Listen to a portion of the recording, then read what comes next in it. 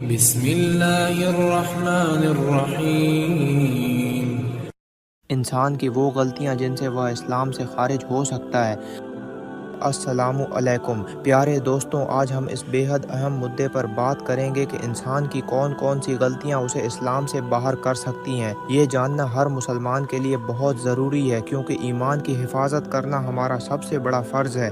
تو آئیے شروع کرتے ہیں۔ قرآن اور حدیث کی روشنی میں شرک، اللہ کے ساتھ کسی کو شریک کرنا۔ اللہ قرآن میں سورہ النساء آیت 48 میں فرماتا ہے، نشچے ہی اللہ شرک کو معاف نہیں کرتا اور اسے کم گناہ چاہے تو معاف کر دیتا ہے۔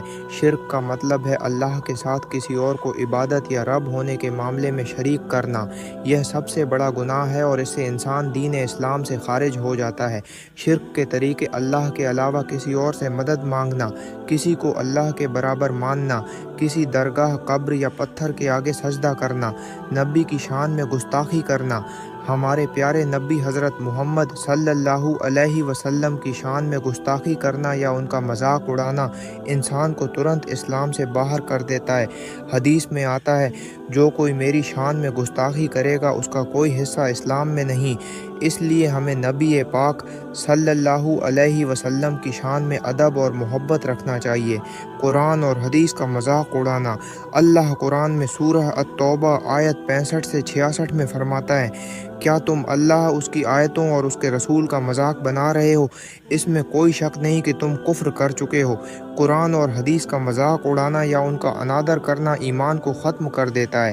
دین اسلام کا انکار کرنا: اگر کوئی اسلام کی بنیادی شکشاؤں جیسے توحید، نبوت یا آخرت کا انکار کرتا ہے تو وہ دین سے خارج ہو جاتا ہے۔ جادو یا ٹونا کرنا: حدیث میں آتا ہے، جادو کرنا شرک کے برابر ہے۔